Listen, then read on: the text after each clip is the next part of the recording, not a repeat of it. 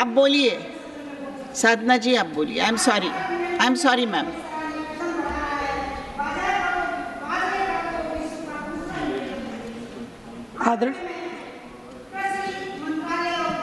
आप शुरू करें, आपका समय जा रहा है। आदरणीय सभापति महोदय, आज मैं सदन में बजट 2024 और 25 में अपनी बात रखने का अवसर देने के लिए मैं आपका आभार व्यक्त करती हूँ।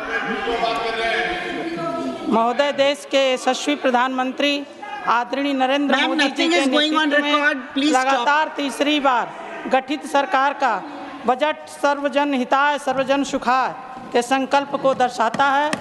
माननीय मोदी जी को ढेर सारी बधाई देते हैं, वित्त मंत्री जी को बधाई देते हैं, कृषि मंत्री जी को बधाई देते हैं। निश्चय ही यह बजट देश के अमृत काल का है और गरीबों के कल्याण का बजट है, जो प्रधानमंत्री जी का दूरदर्शिता और विकसित भारत के संकल्प को समर्पित है। सही मायने में यह बजट विकास के कृत संकल्पित प्रधानमंत्री जी के द्वारा किसानों, युवाओं, महिलाओं, गरीबों, वंचितों के विकास का रास्ता तय करता है। प्रधानमंत्री जी के इसी संकल्प का परिणाम है कि जनता ने तीसरी बार प्रधानमंत्री जी पर भरोसा कर समर्थन में ऐतिहासिक जनादेश दिया है।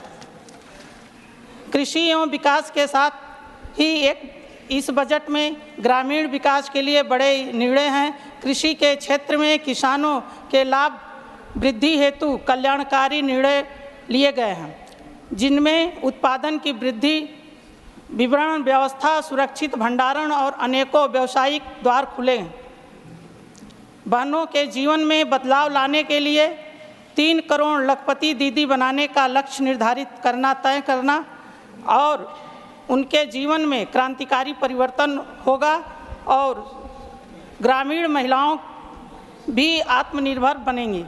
इस बजट में 2047 में विकसित भारत का जो रोड मैप है, महोदय, मैं कहना चाहती हूं कि भारतीय अर्थव्यवस्था सही दिशा में चल रही है और सुनहरे भविष्य की ओर अग्रसर है। कोरोना जैसे महामारी का दंश झेलने के बाद भी भारत दुनिया की 5वीं सबसे बड़ी अर्थव्यवस्था बन गया है और आने वाले दिनों में हम दुनिया की तीसरी सबसे बड़ी अर्थव्यवस्था बनने की ओर अग्रसर है।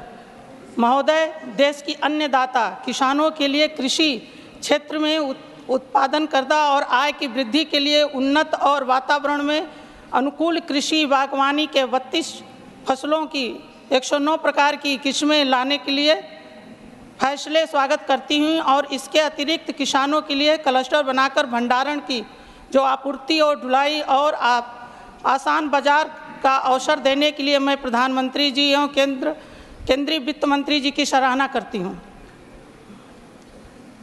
महोदय, मेरी पारिवारिक पृष्ठभूमि भी किसान की है, इसलिए मैं स्वयं और देश के किसानों के तरफ से यशस्वी प्रधानमंत्री जी और केंद्रीय वित्त मंत्री जी और कृषि मंत्री जी का आभार व्यक्त करती हूँ। महोदय, मैं उत्तर प्रदेश के जनपद चंदौली की निवासी हूँ, जिसकी सीमा देश के यशस्वी प्रधानमंत्री जी लोकसभा जहाँ से लड़ते हैं वाराणसी से, उससे जुड़ा हुआ चंदौली है और बिहार का बॉर्डर भी है, नक्सल क्षेत्र जनपद भी है। अब तो नक्सल 10 साल से ख़त्म हो गया। चंदौली को धान के कटोरे के नाम से भी जाना जाता है, सार्वभौमिक है और धान के कटोरा के नाम से चर्चित है। चंदौली बड़ी संख्या में किसानों के आय और जीवन स्तर को संचालित करती है। प्रधानमंत्री जी के कृषि के क्षेत्र में पूर्व में किए गए प्रयासों और उदारीकरण का परिणाम है कि मेरे जनपद में, क्यों मैडम 2 ही मिनट में घंटी बज गया? नहीं, आपका समय समाप्त हो रहा है, 5 मिनट का समय है। और फूलों और सब्जियों की खेती बढ़कर हिस्सा लिया जा रहा है युवाओं के द्वारा। महोदय, मैं आपको बता देना चाहती हूं कि 19-20 में चंदौली की मात्र 25 किसानों द्वारा काले चावल की खेती, जिसको ब्लैक राइस कहते हैं, खेती प्रारंभ हुई, जिसका लक्ष्य सिर्फ अगले वर्ष कृषि कार्य के लिए बीज की मात्रा बढ़ाना था और इसका परिणाम हुआ कि 2020-21 में 1400 क्विंटल, जबकि 2021-22 में 2800 क्विंटल की पैदावार हुई और इस काले चावल का निर्यात अतर, ऑस्ट्रेलिया, इंग्लैंड समेत कई देशों में हुआ और माननीय प्रधानमंत्री जी समाप्त करें, मैम। द्वारा एक्सीलेंस पुरस्कार दिया गया। इस चावल के लैब टेस्ट से पता चला कि यह चावल उत्तम पोषक तत्वों से युक्त है। वर्तमान में यह डिजिटल आपका समय समाप्त हो गया है। अच्छा मैडम, 1 मिनट, सबको 2 मिनट दिया तो 1 मिनट अगले हमें भी स्पीकर दे हैं दीजिए। ऑनरेबल श्री के आर सुरेश रेड्डी, 5 minutes।